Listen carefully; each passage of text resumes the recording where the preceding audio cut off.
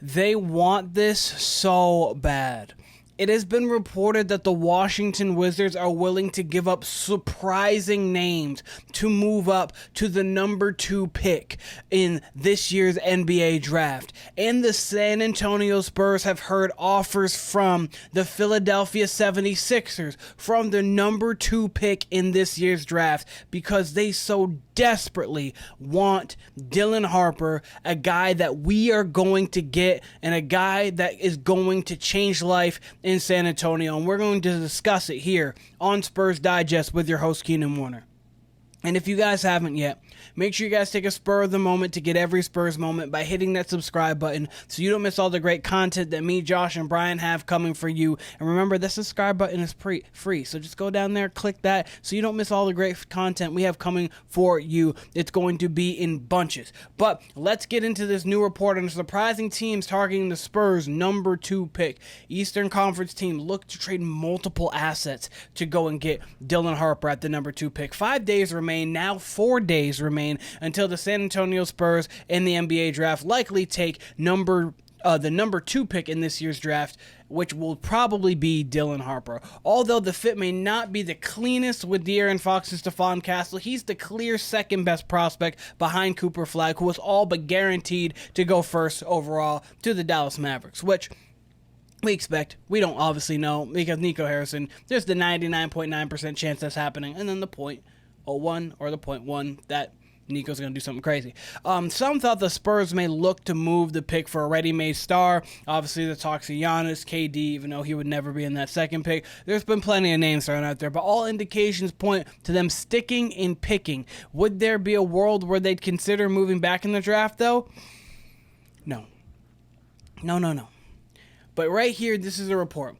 The Washington Wizards reportedly are willing to trade some interesting, surprising names in an effort to move up to the number 2 pick.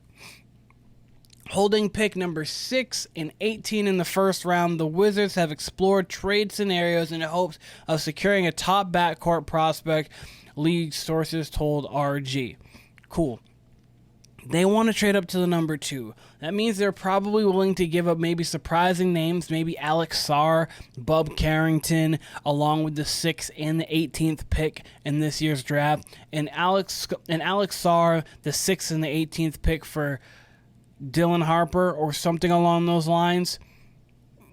You could think about it, obviously, especially if it is Alex Sarr, just because of who he is as a big, plus the 6th and the 18th. But the Spurs coming through. The Spurs, which holds the second pick, obviously, as we know, have turned down overtures from both the Washington and Philadelphia and remain committed to using this selection. So we've got Washington clamoring at number 2. We've got the Sixers clamoring at number 2. And the Spurs are saying no to both. Why? It's because of how good Dylan Harper is going to be, or how good they think and we think that he is going to be. I mean, we go on here, they have shown no interest in moving off of the pick. They committed to taking Harper. This is a tweet that came out that I thought was extremely interesting because this is not the first nor last time you're probably going to hear this. Dylan Harper is a ridiculous offensive talent. Maybe the best in the NBA draft. Hate to say he's more athletic than Cade Cunningham, but I've seen Cade since he was 15. Dylan maybe. He's 19. He'll be 19 most of his rookie season. He's not even going to be in his 20s for most of his rookie season. And this guy's already as polished as he is. This guy's already as lethal of an offensive weapon as he is, and defensively he does have tools. This mentions the ridiculous offensive talent. This does not mention the fact that he really can play some defense. Is he Kawhi? Is he one of those great guys? No, he's not. But what Dylan Harper is a guy who is going to change life for the San Antonio Spurs in the backcourt. Right here, I wanted to show this real quick. And I'm sure anyone who has ever gone to NBADraft.net, they've seen this. But I want to compare it to something here in just a moment. Athleticism 8, size 9, he's 6'6", 215. The strength a 9, defense an 8. The quickness is the only thing that's a 7. Other than that, the rest 8 across the boards, NBA ready, jump shot, ball handling, potential, passing, intangibles. Getting my next thing real quick, sorry. This is Cade Cunningham. So back here to Harper, that's Cade. Athleticism the same. The size is the same. I know he's 6'8", 220. That's 6'6", 215. Roughly around the same. Defense is the same. Strength, Harper's actually projected to be a little stronger so far. Quickness the same. And then Cade has him in the leadership, the potential, the passing, and intangibles. Just by 1. Okay. That compares heavily to a number 1 overall pick, a guy who just put up 26 points a game, a guy who just got the Pistons to the playoffs, a team that no one thought was going to be a playoff contender this year, but their talent propelled them to that and gave the Knicks a tough 6-game series. And this is the comp that Dylan Harper has. This is the guy who, in this right here, might be more athletic than Cade Cunningham. He's going to be 19 most of his rookie season. That is insane. And the last thing that I do want to mention before we get out of here, and I understand most Spurs fans have come to terms with this, but if you haven't, this really part is for you guys. We understand that when it comes to this guy here, he's 6'6", 215. We got a 6'6" Stephon Castle. We got a 6'3"-ish, 6'4" De'Aaron Fox. That doesn't bode well for, oh wow, we've got a lot of the same stylish players. We just got a lot of combo guards on the outside. But what I want to show you is this. You guys kind of saw it already. This has been the main starting lineup for the Oklahoma City Thunder, who are going into a Game 7 tomorrow against the Pacers. Replace Cason Wallace with Caruso, and that's their best lineup.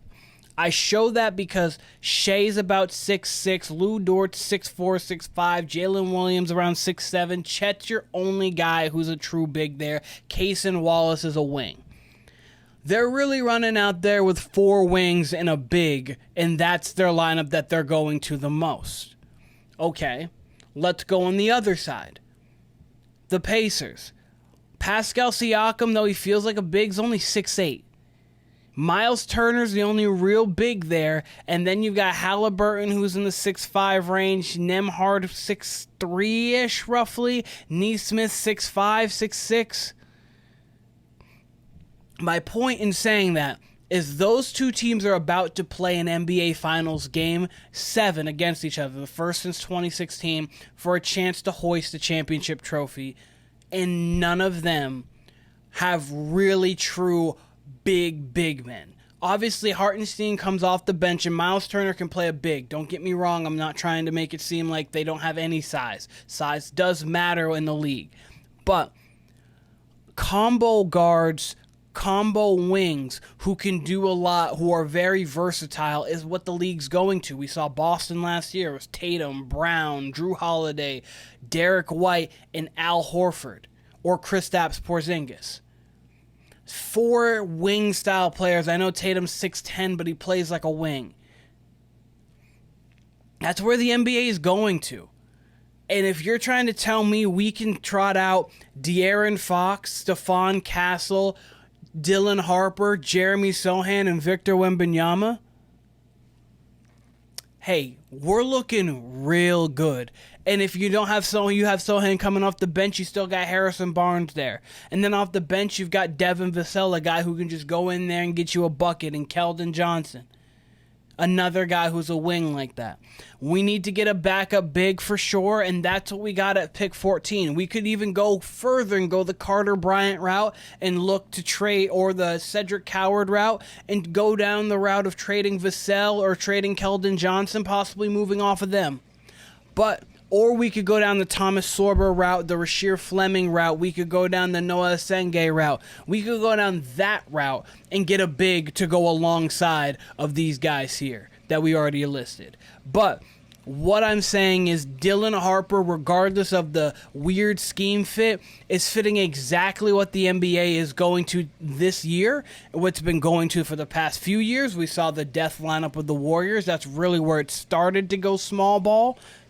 and it's only propelled from there. Bigs matter, and the big we have is that guy right there. But don't be worried about the fact that we're getting another guard, because all the guards are athletic, strong, combo guards that can play defense. But let me know what you guys think. What does this mean to you that other teams are clamoring so much to move up to get that number 2 pick to get Dylan Harper? Does that mean he's as good as we think he's going to be? And do you think the Spurs should do anything with that pick other than draft Dylan Harper and let him be part of the future here? Let me know what you guys think. But again, this has been Spurs Digest with your host, Keenan Warner. I appreciate all of you guys, and I'll be seeing all of you guys very soon.